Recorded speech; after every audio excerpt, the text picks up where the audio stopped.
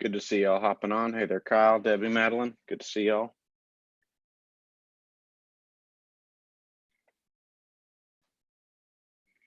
Jose, good to see you. It's been a couple days.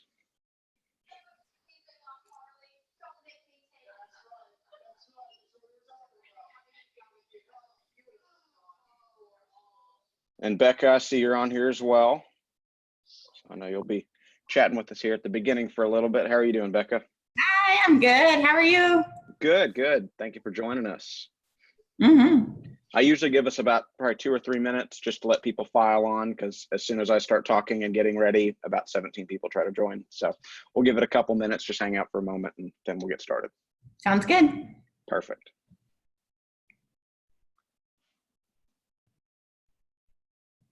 And which Old Republic office are you with? I'm Old Republic Home Warranty. Oh, home warranty. Awesome. Yeah. Okay. So I cover all of this area. Okay, awesome. I've got a friend who went over into ORT and the sales director kind of side of things, Rachel Sipe. Yeah. Yeah. Which location did she go to? I think she's Colleyville with Gina Carter. Okay. She's kind of like a regional. I don't know. It's a little above my head at this point. Yeah. But Good. yeah. So yeah, she's always speaking highly of y'all.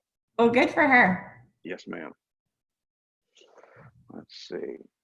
Well, we didn't have anyone filing on just yet, so I'll go ahead and let you get started. I'll just keep adding people on as they join, but feel free to share with us, Becca. Okay, so I know this is a technology class, right? Yes, ma'am. So I guess what I kind of wanted to talk about was, if you're trying to generate business, we actually have a website.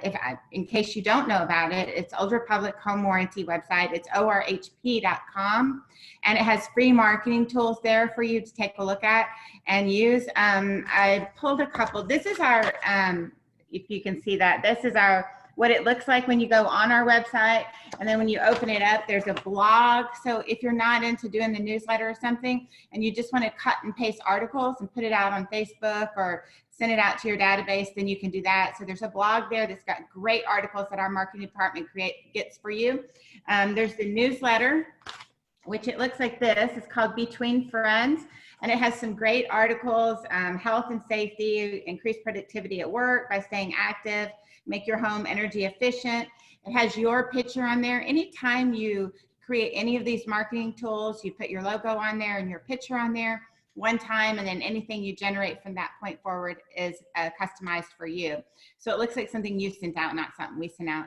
Anyway, this is just some free marketing tools that I would suggest you took a look at.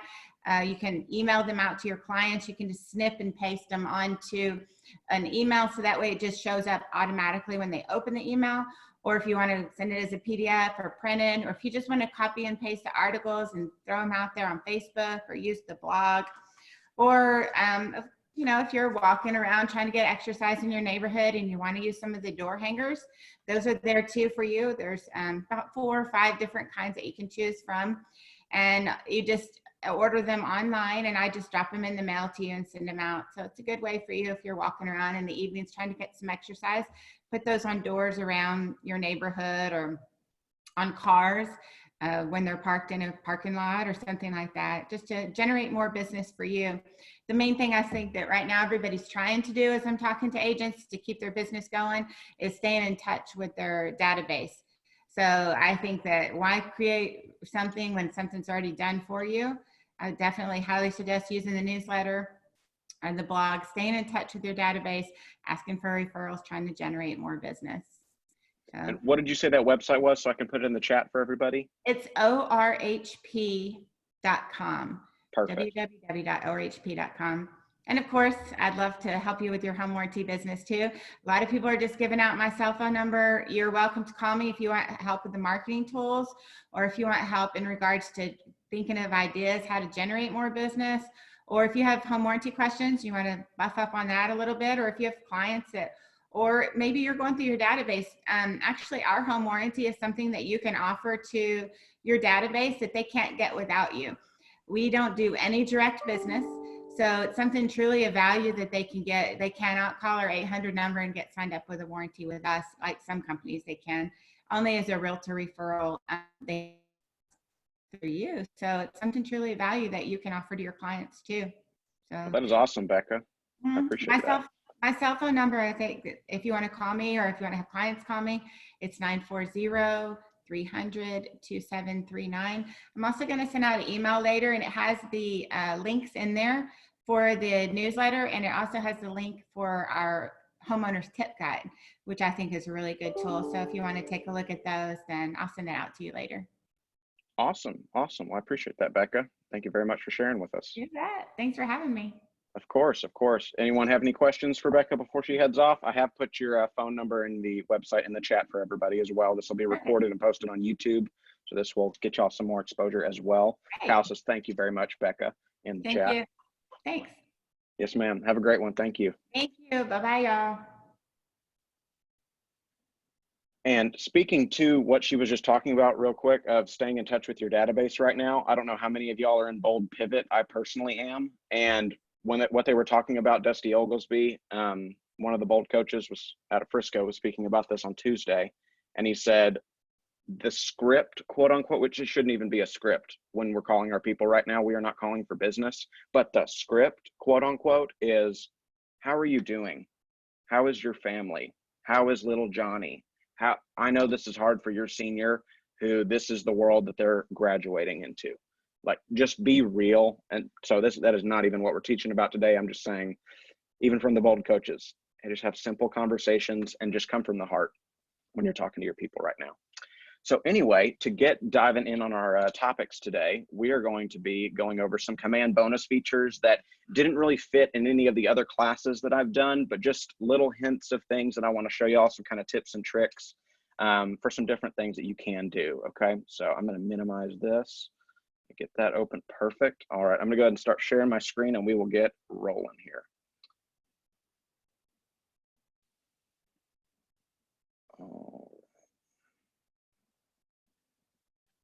Perfect. All right, everyone see my screen, get a thumbs up. We're all good. Perfect. All right, wonderful, wonderful. Okay, so I've kind of broken it down. We're going to be going over 3 of the applets, the left side of the page over here, the tabs, they're called applets here in Command. We're going to be going over some things in contacts, some things in opportunities, and we haven't touched on this yet, but the reports applet as well. So if you're very, high C, you like seeing all the data, you like looking at the numbers and crunching them and just seeing percentages, all that, if that kind of riles you up, that's good. We'll hang out till that whenever we get near the end of the day. This is not going to be the longest class I've taught, just out front, but if y'all have any questions, if you want me to dive into any other topics while we're doing this, kind of think of this as a Q&A after I say my stuff. If y'all want me to explore anything else in Command, feel free to ask me. So first we'll start off on the contacts applet just to keep it somewhat organized here. And 2 things that we're going to be talking about with contacts. One is the difference between archiving a contact and a database wipe. Those are 2 different things. Archiving a contact is like, hey, I'm kind of putting you on the back end. You're not in my active contacts database anymore. I'm putting you kind of in the no man's land right now. A database wipe is what you would click when you're trying to completely clear out your entire database. Say you use PySync, because this actually did happen to me when I set up my command, last summer or early fall, maybe, whenever that was, and I used PySync over here in settings. If you don't know what PySync is, by the way, up here in your settings, so we click on our picture right here and we go to settings on the top right. And PySync is one of the things that we can connect with here. See right here, connect to 150 plus applications. I am currently not connected because I just didn't have the best experience when I did use it. Long story short, you can bring in contacts from, it says 150 plus applications. It has a massive list when you click connect account of all these different apps. It could be Facebook contacts, it could be, Twitter, emails from Twitter follower. It's a bunch of different things that it pulls from. Well, when that happened and when that first was introduced as a option here in Command, it was clunky. It wasn't, perfect by any means. And so I actually personally did it. It pulled over all these contacts that I did not know where it really came from. I just kind of selected all, and I had thousands of duplicates of contacts and just all this craziness when I had done it. This was last year, so not now. If you do it now, I'm sure it's okay. So when I did that though, I realized, okay, this is not my database. Like, this is just a ugly shell of my database right now. So what I did, that's just PySync, I'm telling you about that, so you know where that is. If you do want to go through, you can select what applications to pull from. But let's say we had gone in here into our contacts. So I'm over here on the left side of the page, see my mouse. So we'll go into contacts and we'll just pick, I'm going to make a new client and we're going to then archive the same client, okay? So I'm going to add a contact. We're just going to call him BBB seller. And we're not going to put in any more info on him. Perfect. And then Mr. BBB is right here, okay? So there are two ways that you can archive a contact. From this side of things, you can go over, you see their name over here on the left. You can go across to the right side of these three ellipses and click, hang on, sorry, I've got to move my Zoom thing. You can click the little ellipses right over here. You see the three dots. And when you click on that, you have all these different options that come up. Well, one of those is archive, okay? And like I said, archive is kind of like no man's land, quote unquote. So let's say I had decided, you know what, maybe this client and I had a falling out and I just don't want them in my database for my calls. Maybe it could be a myriad of different reasons, but let's just say that was the case. And we were not planning to work with this client again in the future, and we did not want them in our database. So we find the client. You can search their name as well if you wanted to go that way. You can type in BBB. Mr. BBB seller pops up. You can hit the three dots and you can click archive this way. And then also the other way is once you're in the contact, if you're going through your contacts this way, this button right here next to the pencil that says edit, to the right of that is kind of a box with a down arrow right here that says archive, okay? And then it will always ask you, so it won't just do it automatically, it will always ask you again as a follow-up and for database wipes as well, are you sure you want to archive this contact? We're gonna say yes, we're gonna archive him.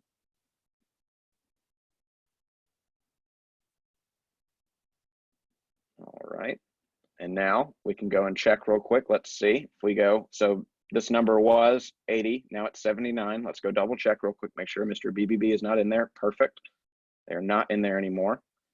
And the place that you will find your archived contacts inside of Command is you go up here to your name, go down to settings.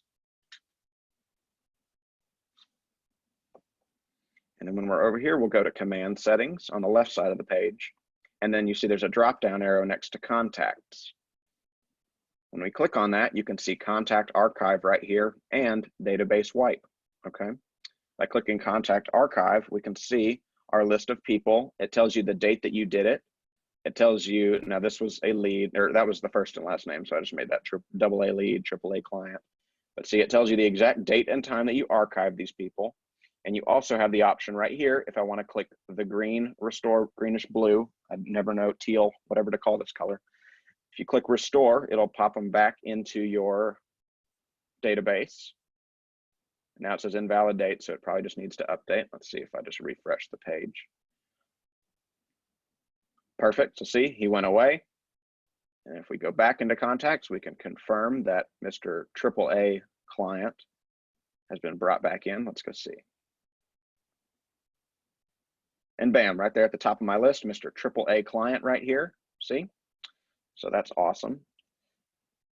That feature is working nice and smoothly. And then the other option in here, I showed that you can restore. You can also click the trash can as well. If you were really done with this lead and you want to just say, you know what, okay, just get ahead and get it out. And maybe you have a bunch of different people in here. Maybe you want to do all of that.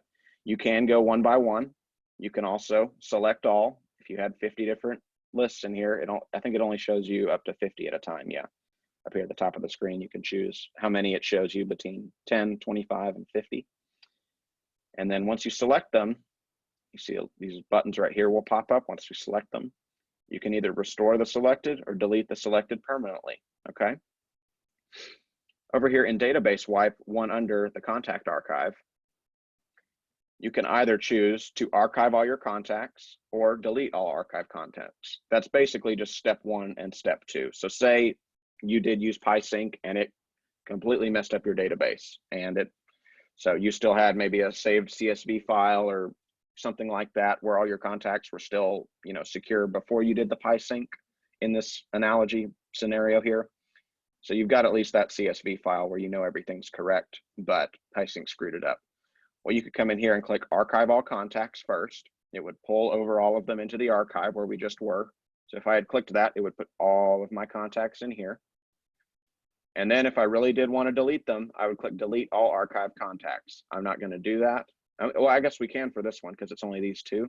So I'll just show you for the sake of it. So Mr. Double A Lead and Triple B Seller, we're going to go ahead and delete them, okay?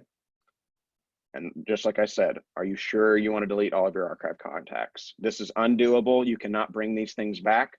The archive is where you put them if, you know, kind of the first delete. So, you know, like I said, no man's land. And then this is it asking, are you sure? Because you will not get these back. You couldn't even call KWRI and ask them to fix it. Once you click this OK button, these archived contacts are gone, period. And you have to re-enter them yourself or re-upload a CSV file, however you got them in there. So we'll click yes, that we're ready to permanently delete these. And now if we go back into Contact Archive, no rows found. See, clean, easy, simple, completely gone, okay? So I know I have had some people in the past few months while I've been helping y'all out have been asking me about contact settings, opportunity settings. You have, so over here, just for clarity, I came up to the picture, down to settings, and then command settings. If you're ever wanting to get back in here and go through any contact settings or anything else on this side of things, this is where you get in there, okay? So that was contact archiving and database wiping. I also want to show y'all over here in the contact section of adding an activity to a contact. And what I mean by that, get Cassie in here real quick. Hey, Cassie, good to have you on. So adding activities, what I mean by that is say you're running everything through command and you want to log everything so that you always have an accurate record of, hey, when did I reach out to John Smith last? Oh, I texted him on this date and I could see that in command. You don't have to go into your phone, find John Smith, go through all of that. The way you can do that is we'll go back to Mr. AAA client here. So let's say we had just finished a phone call, we'll say, with Mr. AAA client here. Well, I clicked into the contact, and then over here on the right side, you see there's a plus sign and add activity in the tealish color. We can click on that. We can select the interaction type, and you've got meeting, call, text, or just a quick note. Maybe you just had an update about, you know, their situation. Maybe they decided they're going to hold off until listing next summer. You know, you maybe just want to put in a quick note, put in the date, which would be today on this case. And even if you missed putting in the past week's worth of calls and texts, you could pull up your phone, go through your logs, and then go through it that way as well. So let's say we had a call with Mr. John Smith, and that was actually last Friday, and I'm just a little behind. Spoke with, we'll call him Mr. AAA.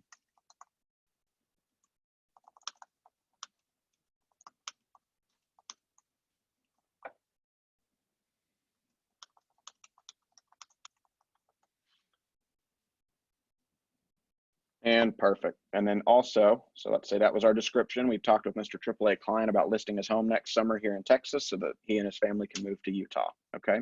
And you can also click this has responded checkbox, and it says in there, by checking this box, you are noting that you have interacted with this contact. If applicable, this will remove this contact from all outcome-based smart plans, such as 8x8 and 10 Days of Pain. I'm not sure about the 10 Days of Pain one. I know we do have the 8x8 in there, but it's just saying, if applicable, it will pull them off of that if they have not responded to you yet, and that was why that smart plan was set up. So on this one, I actually probably would hit has responded because we had a phone call. It would apply also for a text if they have responded, just so that you can make sure that that is logged in there. So we can click the save button, and immediately right here, you see at 10:20 a.m., I logged this. So it took 10:20 today, so you can't really edit the time. But it says, because I logged this at 10:20 a.m., it shows, remember I put May 1st as the date, okay? It says end of timeline right there. If I had a million different things and they've been looking at my mobile app and looking at listings and they've been curating collections on the mobile app, and I've been, there could be a bunch of different things here on your timeline. You see up here, there's a date range, and you can select, you know, the activity for say the month of May. If y'all were, you know, working really actively and you wanted to find out a few things there, you could do that. You can also select on all activity. I would leave it as all activity, but you could sort as well. If you just wanted to see all your text messages, and maybe it's been sending from Twilio and you've got those logged in here as well, But you can see in here, you can search neighborhood. You have all these different options in here to see. I recommend just leaving it as all activity like it's defaulted to. But anyway, so that is how you would archive a contact. So that is going to be really great if y'all decide to utilize that, because it will just keep you on track with, just every time you get into command, you can see very easily, that's right. I don't even have to think, look through my phone. Mr. John Smith and I talked this day, this time. It's probably time for me to call him again. So that is what we're going to go over through contacts. Now we're going to jump over to opportunities, okay? And we're going to be doing two things in there as well before we go on to the reports tab and finish up today. The first thing we're going to do is I'm going to show y'all how to email. So say you got a listing, okay? And you haven't gotten any offers yet. And then sometime later today, you receive a full price offer. Your sellers have no counter offers. They are ready to get this thing in a DocuSign, accept it, execute it, and get the option period started tomorrow morning. Let's say that was the case, okay? Well, you can actually email documents by forwarding them to a specific email address that's tailored to you in DocuSign. You can email documents by forwarding them into a room directly. You never have to download them, re-upload them. You can do it straight from an email. I'm going to show you all how to do that. This may look a little complicated, so by all means, unmute yourselves, ask me to slow down, ask me to go back as we're doing this. You have my full permission to interrupt me, okay? So we're going to go down here into opportunities. We're going to work on that. And then I'm also going to show you all a zoom feature as well, not zoom, what we're in right now, but a zoom in and out feature as well on your documents for MCA compliance, okay? So first, we're going to go ahead and I'm going to show you all what I was talking about with emailing documents over into a DocuSign room, okay? So I'm just going to pick one of my opportunities. So I went here into opportunities. I'm going to click all because I like the list form here better. And we'll go into fake client buyer here. We'll go over here to the documents tab like we always do. Just like we were going to go into a DocuSign room and pull over some paperwork to get signed. We're doing everything the same that we would usually do. Go over here. We're going to click on go to transaction to get started, okay?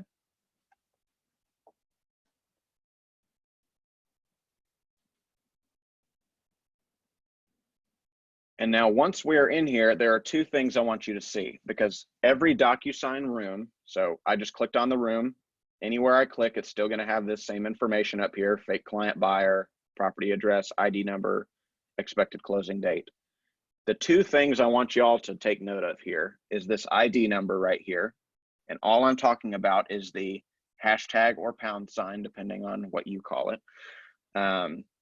This number right here is gonna be very important, as well as, you see how we're in the rooms tab right here at the top of the page in the middle? We're gonna go one over to inbox real quick. And the reason we're doing that is I want to find my email address for DocuSign. Well, you see over here on the top left, this blue clark.9830@mail.docusign.net. That is my specific inbox email address. That is where I would forward any documents, and the subject would be the ID number for the room to send it in there directly, okay? So I'm gonna show you all what I'm talking about here, okay? So I'm just gonna copy this because I don't wanna have to remember that. So I just copied my inbox. Now I can go back into rooms in the middle of your screen up here at the top. So I click on rooms. We'll go back into this one room we were just talking about. Fake client buyer. And also, by the way, let me back up real quick here. While you're looking at your rooms, by the way, and you can also do this with documents inside of a room. Over here on the right side of the page, see where my mouse is, kind of near the top. There's a grid view. There's also a list view. And of course, they all disappear as soon as I try to show you something new. There we go. I'm personally always going to leave it as the list view just for my own sanity. So if y'all did not know that, you can change these as well. And then also, once we go in here into the fake client buyer, I find the grid view on documents right here very, I don't know, I don't really like how this isn't very clean. It's clunky in my opinion. So over here on just the same part, right side of the screen at the top, I'm going to click that list view and bam, I can see all of my room documents.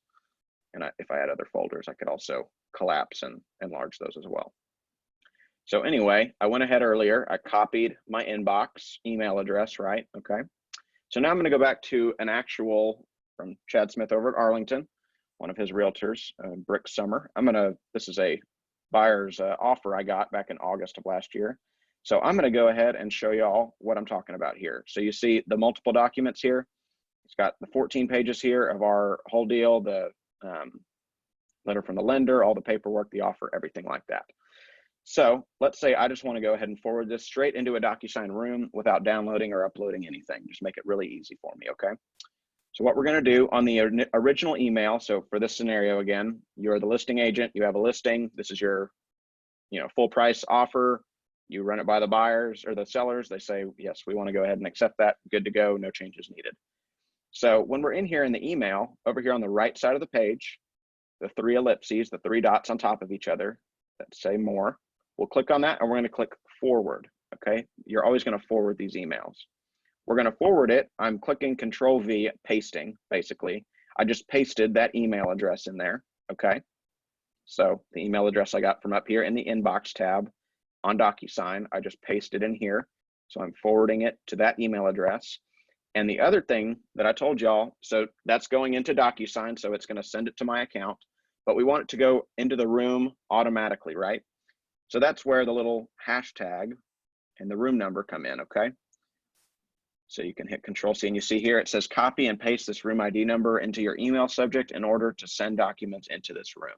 See, it's telling you right there, if you just hover over ID, it tells you exactly what to do. So all you need to do is copy the pound hashtag sign and then the numbers, and we'll go back here into the email. And you see I had already put in the forwarding address as the DocuSign email. We're also going to go to the left of that, this arrow that says type of response. We're going to click that.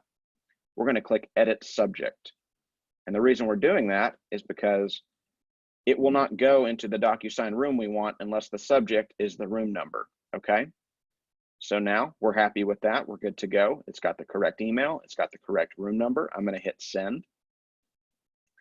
And it may take a few seconds. I may have to refresh once or twice, okay?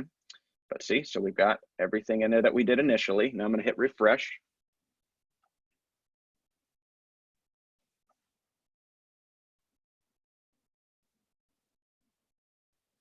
And of course, it didn't do it automatically as it goes. Let me refresh here again. Let's see. It's only when you want to teach a class on it, you know. And that's the correct number, ending in 6-4, ending in 6-4. Well, anyway, it may just take a little bit to get over there. It may not be completely immediate, but it will send in there. We'll check back on that as we're going throughout the class before we finish up. Still not in there at this moment. No option or no issues rather as of now that I know of with this. So it may just be taking its time today. But that is how you would do it, okay? And the other thing I was going to show y'all. Oh, by the way, 2 more notes I wanted to add about this real quick before I move forward. So again, we went to inbox to get the DocuSign email address that I was telling you about, and you have to change the subject to that room ID number. It's always going to be a forward. You also always want to make sure it's a PDF. You cannot forward anything other than a PDF into a DocuSign room. So if it's a Word document, if it's, if it's a image, like say someone did a phone picture of the survey and didn't scan it, you could not forward that in there like that. You would have to, make it a PDF yourself, and then at that point, just upload it. It wouldn't make sense to do it. But let's say it was in here, okay, because there's still another step or two I need to show y'all before we finish this one up. So let's say the document had popped up in here. Let me hit refresh one more time. Let's see if it pulls over. Let's see if it decides to play nice. Okay, well, it's taking its time today, and I don't have time to wait on that. So anyway, let's say it popped up in there. Everything was good. We'll go back in here into command, and what we're going to do, remember, we would go to documents tab and then go to transaction whenever we want to go to a DocuSign room. Well, because we emailed something over and that did not get pulled into the room from DocuSign or Zip form from anywhere like that, it was sent over from an email address. We want to make sure that that is up to sync, don't we? So that you can pull in all your paperwork to get submitted to the MCA department. You would click on sync transaction right here. Assign your agents. I am the buyer's agent because I'm on a team. It's why it's asking that. Green up here, your room has successfully been synced. Let me see, I've got a chat down here. Let's see who's. Lisa said, what is the best way to move our documents from Dotloop to DocuSign?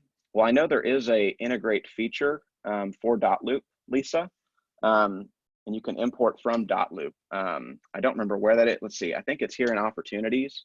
If you just go to opportunities, and it may not be appearing on my screen. I may have clicked the X on it. Let me see. So up here at the top of my screen, do you see this, Lisa?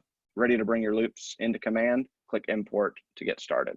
So you can import all your loops as opportunities. That's kind of the phrase change there is a loop from dotloop is an opportunity in command. So you could pull them all over here that way, and then your paperwork should be in there, as far as I understand. I did not do all that myself. I didn't have anything to pull over from DocuSign at the time. So, but anyway, that's how you would do that. Just import from dotloop, Lisa. I was thinking about just for a new listing, just for one. Okay, did you start it in dotloop a long time ago, or are you still using dotloop out of preference? No, I'm transferring to DocuSign, but I started it in dotloop maybe when I first got the listing about 2 weeks ago. Okay, so yeah, I think you could just hit that import button and it should pull over anything that you do have already in there. Okay, but that won't that I don't want everything pulled over. I just wanted that one. So. Well, if it's just the one, I would just honestly download it from dotloop and upload it into command. If it's just one document and it's not, you know, multiple, that'd probably be my recommendation there, just for ease, since it's just one. Thank you. Yes, ma'am. And then the other thing I was going to show, so let me go back into that opportunity we were just in real quick. So Mr. Fake Client Buyer, we were back here on the Documents tab, okay? We had just synced the transaction, and the reason we would do that is so that you, like I said, the whole emailing from a email forwarding into a DocuSign room rather, so that you don't have to download or upload anything in case you don't want that stuff on your hard drive for some reason, or you just want to keep your hard drive clean. So what you could do now that we've hit sync transaction, we can either attach multiple files or we could just click add a file. And when we do that, we would select DocuSign. It says for the source, it's manual by default, but we're going to click DocuSign. And because we hit sync, it would have pulled over in here, okay? Now I want to see one more time real quick if it takes 5 minutes or if maybe it's just having an issue today while I'm teaching a class, and that just went hand in hand with my day. Let me try it one more time, so just bear with me here. I just want to see if it will do it or not.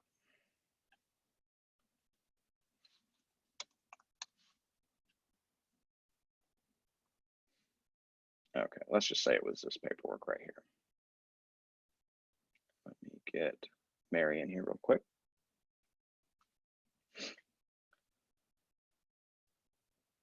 Yes, Madeline, I am human too. She said, glad to see things don't work perfectly for just you. Honestly, I'm usually the one breaking it so that I can tell y'all the answer on how to fix it later. That's usually where we're at, honestly. So first, let me go and grab that inbox again for that email address, because that was too complicated. I wish it was just clark.mundy, but we got to add numbers in, of course, make it difficult. All right, so y'all see there, that's the email. Hand to the Bible, y'all are seeing me do it correctly.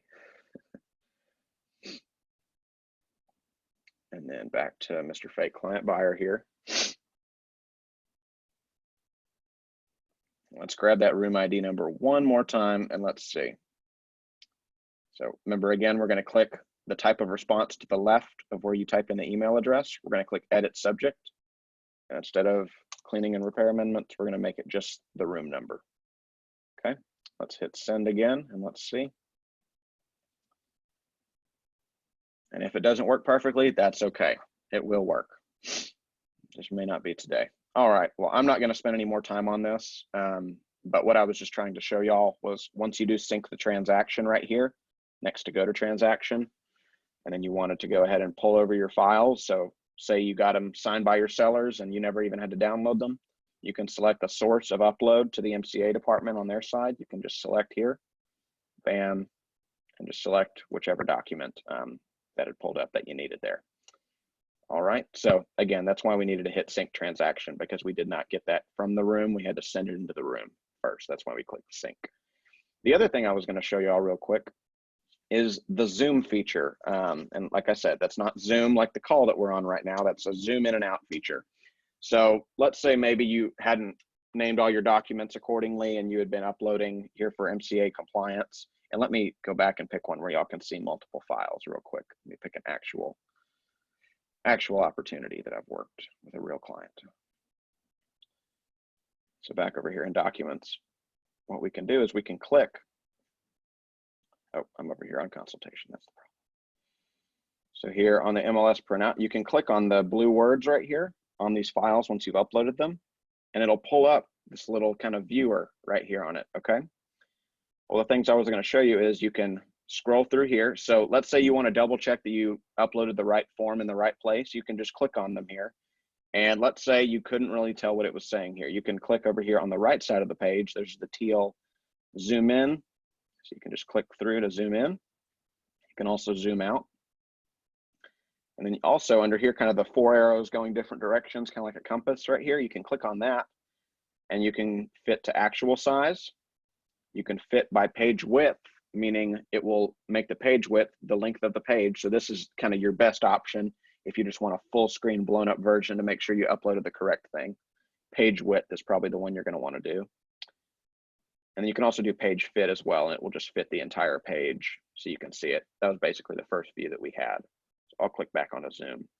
And by the way, if you're in actual size, page width, or page fit, you cannot zoom. See how it grays out right there? You cannot click the zoom feature.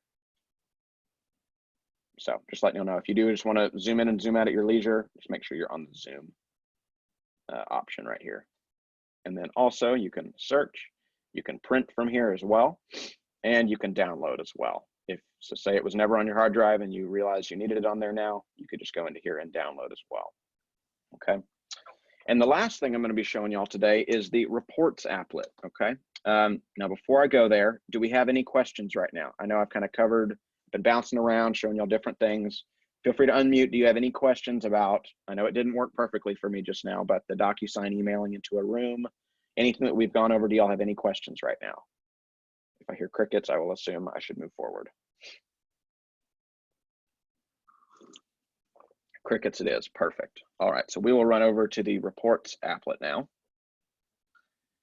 And like I was saying, this is really, if you just want to get down and dirty on the numbers, and I am going to be teaching a goal setting class showing you how to set goals in Command. So I'm not going to be fully going through the reports tab today. I'm just going to be touching on it to show you kind of the different things that it will reveal to you. So one of the first things you'll notice is obviously the colors here, it'll catch your eye, but your database health score. This is based on these, so see percentage of database width, it tells you the different criteria that it has when it takes the database health score into effect here. So 84% of my contacts have a phone number, 94% have an email. Well, then on a personal level here, obviously we have our team database, and then on our team, we also have our personal databases. My upkeep on here could be better, full honesty and transparency there, as most of us, I'm sure, could attest to. So I definitely need to do work on my addresses, my neighborhoods, and I literally have 0% of birthdays or home anniversaries in there. So that's just me being transparent with y'all, just like, you know, we all can be. That, you know, we just need to make sure that we're on top of it, because that database health score will make sure that, you know, you are on track and trucking along. You can also see up here at the top of the page, your total records, meaning how many people are in your database. I've got 78 of them as contacts and 2 of them as leads. Okay, so that plus that equals total records, in case you're unaware. Okay, we also have reports, goals, and emails. We're just going to be sticking really on the dashboard and reports today. We'll deal with goals next week on Tuesday. But back on this database health score real quick, another thing that I do want to show you, this toggle button up here on the top right of this little square, it says compare. I'm going to click on that. And when I do, you see all these new numbers, you know, it kind of doubles your graphs down here, and you have this new bar that pops up here as well. So untoggled and toggled, see? So it's telling me right here, the red means 0 to 49% of my database has it. The green means 51 to 100% of my database has this feature, meaning right now for me, it's just phone number and email. And the gray color here is the comparison, and that will change based on what I'm comparing to. So between the agents in my market center and myself, my database health score is actually on the upper end of the average here of the 600 plus agents over at KW Southlake. So their average is 53.14, I'm at 60%. Now, granted, that could be a 20,000 person database here for someone like Barbara Prantuso or Chris Mintier, who are, multimillionaire, real estate agents every year. And then, like I said, this is 80 contacts here. So don't take the health score as law. It's great to have the highest number possible, but you also want to make sure your database is full of quality people as well. And then up here next to compare, this one says agents in my market center. You could choose agents in your state. And that's what these gray kind of outlines here as well are. So you see my 84% of my database has phone numbers. And in the state of Texas, only 66% on average have, these are averages, on average have their phone numbers in there. Check these chats. 2% on home anniversary, we all suck. Yeah, we do. So let's see, the state of Texas, yep, 2 home anniversary, let's see. And then if we do all agents, let's see, let's look at everyone in K, yep, 2%. So not doing too hot there. Kyle's making a nice joke there. And we've also got state, so I said we've got market center, state, all agents in the company. We've got agents in a production bracket above mine. So say you're maybe a little competitive or maybe just curious about going up to that next level with your business and you're wondering what the people in my bracket of production are in, maybe the bracket above me, or agents in the top production. What does theirs look like? Well, let's see. I'm gonna click on that. Well, again, these are averages. This does not mean every single person in the top production bracket of the company has this, but on average, more of them have an email than a phone number. They have more addresses than I do. They're doing better there. They've got more neighborhoods, and then they've got about 4% on the birthdays and the home anniversaries as well. So this is just a great way for you to kind of do a breakdown to see your comparison of your database health versus the kind of the company in different ways, just so you can see that. You can also scroll down here to the bottom of the page and you can see database activity score. Clearly, I am not doing hot on the database activity score right here based on logging activities. I could have been calling all of these people all during the pandemic like I have been, but I haven't been logging it. That's why the activity score is so low. If I had put in a bunch of other phone calls, different things, those percentages would go up, okay? So you see here, it's percentage reached out to in the last 30 days. That's 6.3% of my database. Well, in the last 31 to 60 days and on to 90, so in the last 2 and 3 months, that was 0. And these are the colors associated. So it would be green is 30 days, red is 91 or more days. So you would see the yellow and the orange in here had I logged activities from different things. So you could see that there. You could also do the same thing and compare the same thing here. And you could see agents in your market center, in your state. See all those things, these words right here are changing as we go on. So you can see here, and this is just, like I said, this is just based on the recording of the activities. This does not mean you did not call your database. This just means that we could all do better at logging the activities on the specific contact, okay? So you can compare that way. You can also filter if you wanted, texts, emails, calendar calls, the type of activity, you could do that as well. And then over here on the right side of the page, you can see for sources. Now, granted, my legend right here only says 100% KW app or site. That is 2 leads registered from my KW app that I have shared. This could be a bunch of different things in here, especially if I had used PieSync and kept it intact. So if you have used PieSync and you have those contacts still in there, your little pie chart right here is probably going to look very colorful and different and have a bunch of different things. So when it says sources right here, you could sort by the sources. Sorting by cities, I'm not sure what that's getting at. I haven't really figured out that part yet. And then you could also go by the week, by the day, by today, yesterday, or you could do the whole year. So like last week, I don't have any data because I didn't have any new leads last week. But this year, I have had 2 leads, okay? So if you're not seeing anything, try toggling between the time it's going back, okay? And then also you can go in here to reports at the top of the screen. We were on the dashboard first. Now we're going over one to reports. You can see your opportunities by listing and by buyers.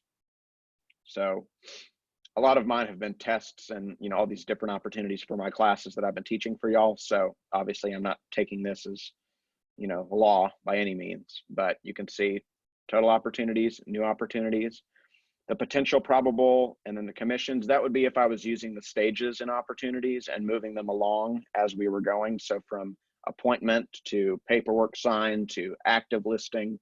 It would then go to under contract. So potential income is what could happen. Probable is, okay, it's looking more like this is going to happen.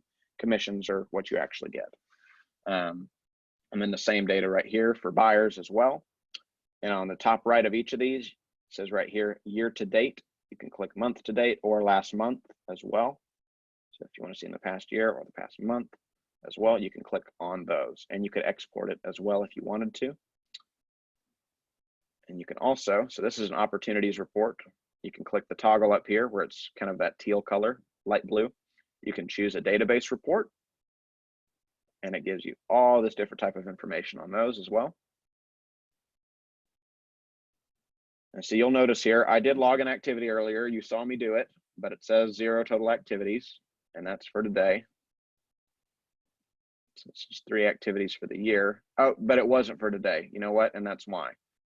But even if I go to last week and this week, it should have popped up. So anyway, maybe some hiccups there with that, but you can go through these different reports, goals as well, which I'm going to save for next week. But that's database and opportunities as well. So really that's all I have for today. I just wanted to show y'all kind of some bonus features on different topics here in Command that didn't really fit into another class. Do we have any questions right now? Is there anything else I can click around in Command to help solidify, show y'all again, walk you through it? Or are we good to go? Like I said, jokingly, crickets, I assume we're good. If y'all unmute and let me know anything, I'll be happy to answer anything for you. And Madeline says, thank you. You're very welcome, Madeline. I appreciate that. And Kyle says, no questions. Okay, all right. Well, as always, if you need me, reach out to me. Let's see. Lisa was looking for an overview of listing. Could you unmute and ask me specifically what you're getting at there, Lisa? Yes, I was putting in a new listing, and Okay. I've had some problems where I put Okay. it in the regular program, and it's something we can talk about offline if everybody needs to jump off. I was going to see if you had a few minutes just to kind of go over that process, because I can't find any videos for it. And Okay. it didn't go out to Zillow for some reason. It went out to everything else, but we're having problems getting it to go out to Zillow. Okay. Yeah, well, we can chat offline about that. Do you have my phone number? Let me jot it down real quick. Yeah, just shoot me a text and I'll call you here once I hit end meeting. My phone number is 817-939-9855. 817-939-9855. Okay, alrighty. Thank you. All right, sure Okay, thing. bye-bye. Just shoot me a text and I'll call you right after this. Okay, thanks. Appreciate it.